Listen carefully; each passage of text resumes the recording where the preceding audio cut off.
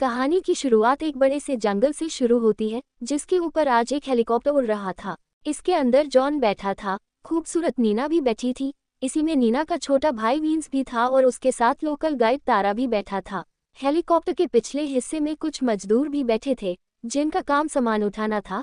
जल्दी ही हेलीकॉप्टर एक जगह पर उतरता था, जिसके बाद मजदूर उतरकर सामान उतारने लगते हैं। जब सभी बाहर निकल आते हैं तो हेलीकॉप्टर वापस चला जाता है। आगे काफी घना जंगल था, इसलिए हेलीकॉप्टर यहीं से चला गया था। कुछ ही देर बाद सभी लोग जंगल में चल रहे थे। ये सभी लोग नीना के पति मैक्स को ढूंढने यहाँ आए थे। मैक्स एक जीव वैज्ञानिक था। वो पिछले महीने इसी जंगल में आया था, मगर आज तक वापस नहीं लौटा था। इसी वजह से नीना एक टीम बनाकर यहाँ आई थी, ताकि वो अपने पति को ढूंढ सके। नीना की मदद उसका छोटा भाई विंस और उसका दोस्त जॉन कर रहे थे। जॉन जंगलों की खोजबीन करता रहता था, इसलिए वो यहाँ आने के लिए मान गया था। सभी लोग लगातार आगे बढ़ रहे थे। इसी बीच नीना झाड़ियों में फंसकर गिर जाती है। वो जैसे ही उठने लगती है तो उसे अपने साथ सामने एक मकड़ी नजर आती है। झाड़ियों में फंसने के कारण वो उठ नहीं पाती, इसलिए वो मदद के लिए चिल्लाती है। जॉन जल्दी जल्दी उसके पास आकर मकड़ी को मार देता है। इसके बाद वह नीना को बताता है कि अगर यह मकड़ी तुम्हें काट लेती तो तुम 3 दिनों में मर जाती। नीना को मकड़ी के बारे में बताकर सभी लोग फिर से आगे बढ़ने लगे। थोड़ा आगे जाकर मजदूरों ने एक बड़ी सी छिपकली पकड़ ली। तारा और मजदूर लोकल आदमी थे। ये लोग उस मकड़ी को पवित्र मानते थे, जिसे जॉन ने मार दिया था। मकड़ी के पाप से बचने के लिए ये लोग पहले छिपकली को मारते हैं और फिर उसके ताज़ा खून को पीते हैं। खून पीने के बाद ये लोग उसका कच्चा मांस भी खाने लगते हैं, जिसे देखकर नीना और विंस हैरान हो गए। जॉन तो जंगल में आता जाता रहता था, इसलिए उसे इनके रिवाजों का पता था। कुछ ही देर बाद सभी लोग समुद्र किनारे पहुंच गए। समुद्र के दूसरी तरफ काला टापू था और नीना का पति उसी टापू पर गया था। जल्दी ही सभी लोग एक बोट में बैठकर टापू की तरफ बढ़ने लगे और कुछ ही देर बाद टापू पर पहुंच जाते हैं। टापू पर आते ही इन्हें पहले कुछ सामान दिखता है और फिर एक लाश नजर आती है। लाश देखकर सभी समझ गए थे कि यहाँ पहले भी कोई आया था। इसी बीच विंस को एक चाकू मिलता है। इस चाकू को नीना ने पहचान लिया था, क्योंकि ये उसके पति मैक्स का था। जल्दी ही सभी लोग फिर से आगे बढ़ने लगे। इस टापू पर एक काली पहाड़ी थी और सभी उसी की तरफ बढ़ रहे थे। वैसे टापू पर पहाड़ी कबीले के लोग भी थे, जो इन शहरी लोगों को छुपकर देख रहे थे। जॉन के पास एक गन थी। उसे जब भी खतरे का एहसास होता था तो वो अपनी गन निकाल लेता था।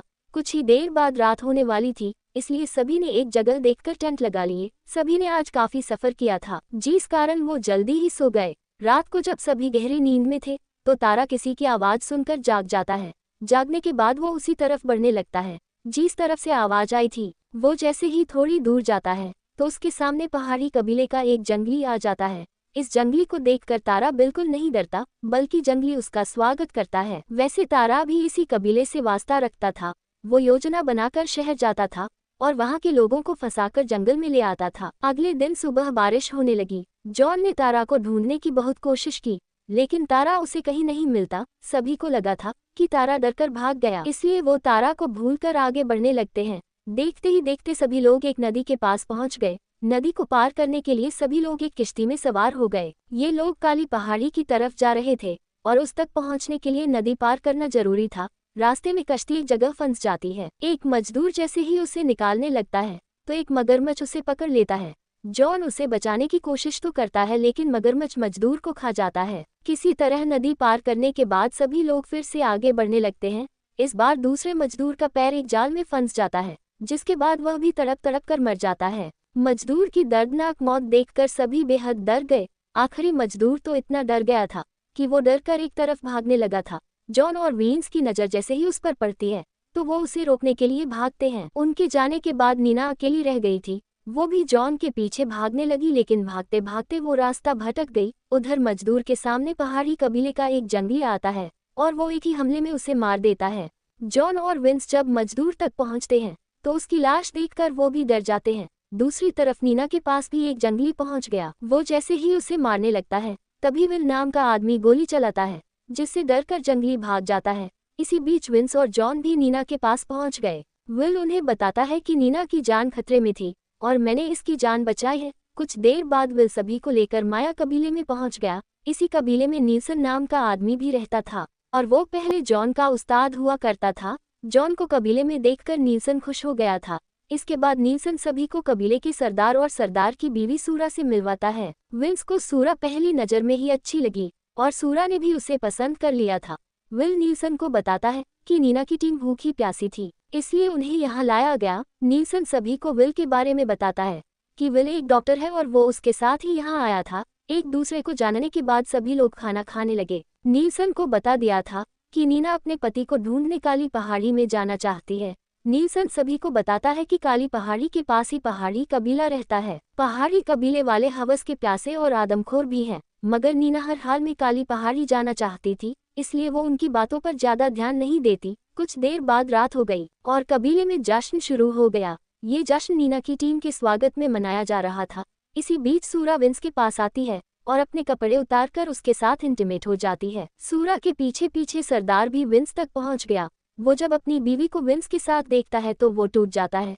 इसी बीच पहाड़ी कबीले के कुछ जंगली भी माया कबीले में आ गए थे। वो विंस को मारने के चक्कर में सूर को मार भागते हैं। जॉन ने उन्हें भागते हुए देख लिया था, इसलिए वो उनके पीछे लग जाता है। जंगली भागने में काफी तेज थे, जिस कारण वह जॉन से काफी दूर निकल गए थे। जॉन की आंखें जंगलियों को तो नहीं देख पाती, लेकिन उन्हें सरदार की लाश नजर आ जाती है। सूरा ने सरदार को धोखा दिया था, इसलिए सरदार ने दुखी होकर अपनी जान दे दी थी। सरदार की लाश देखकर जॉन बुत्सा बन गया और तभी एक नकाबपोश जंगली उसकी टांग पर हमला करता है। इससे पहले कि वह दूसरा हमला करता, जॉन गोलियां चलाकर उसे जान से मार देता है। जंगली की मौत के बाद जब जॉन उसका नकाब हटाता है तो नकाब के पीछे उसे तारा का चेहरा नजर आता है। जॉन समझ गया था कि तारा पहाड़ी कबीले से वास्ता रखना था, वह उन्हें धोखा दे रहा था। अगले दिन नीलसन गुस्से में आकर नीना ने और जॉन को बुरा भला कहने लगता है। वह उनसे कहता है कि तुम सब मनहूस हो। माया कबीले में आज तक किसी का कत्ल नहीं हुआ था, लेकिन तुम लोगों के यहाँ आते ही खून खराब हो गया। नीलसन तीनों पर गुस्सा उतारकर उन्हें कबीले से निकाल देता है। थोड़ी देर बाद नीना की टीम काली पहाड़ी की तरफ बढ़ रही थी। विल ने माया कबीला छोड़कर नीना का मदद करने का फैसला कर लिया था, इसलिए वह नीना की टीम का हिस्सा बन गया था। ये लोग अब एक नदी को पार कर रहे थे। नदी को पार करने के बाद ये लोग पैदल ही चलने लगे। काली पहाड़ी एक झरने के ऊपर थी, उस तक पहुंचने के लिए ये लोग झरने पर चढ़ने लगे। सभी लोग धीरे धीरे ऊपर चढ़ ही रहे थे कि इसी बीच जॉन का पैर फिसल जाता है और वह नीचे गिरकर मर जाता है। जॉन की मौत के बाद अब सिर्फ 3 ही लोग बचे थे और तीनों काली पहाड़ी की तरफ जा रहे थे। थोड़ी देर बाद तीनों काली पहाड़ी में आ जाते हैं। काली पहाड़ी में आने के बाद विंस मशीन से कुछ ढूंढने लगा। जल्द ही उसे और नीना को पता चल जाता है कि इस पहाड़ी में बहुत सारा सोना छुपा है। नीना यहाँ अपने पति को ढूंढने नहीं आई थी, बल्कि सोने के लिए आई थी। विल को जब नीना की सच्चाई पता चलती है तो वह बहुत हैरान होता है। नीना और विंस का काम हो चुका था, इसलिए उन्होंने विल को मारने का फैसला कर लिया था। विंस जैसे ही उसे मारने की कोशिश करता है, तभी उस पर हमला होता है। ये हमला पहाड़ी कबीले के जंगलियों ने किया था, जिस कारण विंस मर चुका था। इन लोगों ने नीना और विंस को घेर लिया था। जल्दी ही लोग विंस की लाश नीना और विल को अपना कैदी बनाकर अपने कबीले की तरफ बढ़ने लगे। कुछ ही देर बाद सभी कबीले में पहुंच गए। कबीले का सरदार नीना के पास आता है और फिर उसे एक तस्वीर दिखाता है। तस्वीर में नीना और उसके पति मैक्स थे। काबिले वालों ने मैक्स को अपना देवता बनाया था, लेकिन उसकी मौत के कारण वह अब नीना को अपनी देवी बनाना चाहते थे। ये लोग नीना को मैक्स की लाश भी दिखाते हैं। मैक्स बीमारी के कारण मरा था। नीना ने रिंग देखकर पहचान लिया था कि ये लाश उसके पति की ही है। कुछ देर बाद कबीले वाले विंस की लाश नोचने लगे। इन्होंने विल को बांध लिया था, जबकि नीना को देवी बनाने की तैयारी होने लगी थी। जल्द ही नीना को तैयार कर सभी के सामने लाया जाता है। सरदार उसे विंस का दिल खाने को कहता है ताकि वह उनकी देवी बन सके। नीना उसकी बात मानकर अपने ही भाई का दिल खा जाती है। दिल खाते ही वह उस कबीले की देवी बन जाती है, जिसे लोग आदमखोर कबीला कहते थे। इस कबीले के लोग 2 ही काम करते थे, एक काम इंसानों का मांस खाना और दूसरा काम संभोग करना। नीना को देवी बनाकर ये लोग उसे लकड़ियों से बांध देते हैं ताकि उनकी देवी कहीं भाग न जाए। कुछ देर बाद जब सभी जंगली सो रहे थे तो एक थरकी जंगली नीना के पास आता है। वह नीना के हाथ पैर खोलता है। इसके बाद वह जैसे ही उसके साथ इंटीमेट होने लगा तो नीना की चीख सुनकर कई जंगली आ जाते हैं। वह पहले जंगली को पकड़ते हैं, फिर नीना को बांधते हैं। थरकी जंगली को जब सरदार के पास लाया जाता है तो सरदार गुस्से में आकर उसका पिनेस ही काट देता है। इसके बाद सरदार जंगली को नीना के पास लाता है। वह नीना को एक हथियार देता है ताकि नीना उसे सजा दे सके, मगर नीना सरदार पर हमला कर उसे ही मार देती है। कबीले वाले नीना को तो मर नहीं सकते थे, इसलिए वह उसे नई जगह पर बांध देते हैं। थोड़ी देर बाद जब फिर से सभी सो गए तो एक छोटू विल के पास आकर उस पर छोटे छोटे हमले करने लगा। वह विल को परेशान करना चाहता था, मगर जब विल उसे लात मारता है तो छोटू नीचे गिरकर मर जाता है। इसी के साथ विल के हाथ छोटू का हथियार भी लग जाता है, जिसकी मदद से वह अपने आप को खोल लेता है। पूरा कबीला गहरी नींद में था। इसी का फायदा उठाकर विल नीना के पास आता है और उसके भी हाथ खोल देता है। कहानी के आखिर में दोनों किसी तरह काली पहाड़ी से भाग जाते हैं और दोनों की जान बच जाती है। इसी के साथ ही कहानी यही खत्म हो जाती है। Thank you for watching.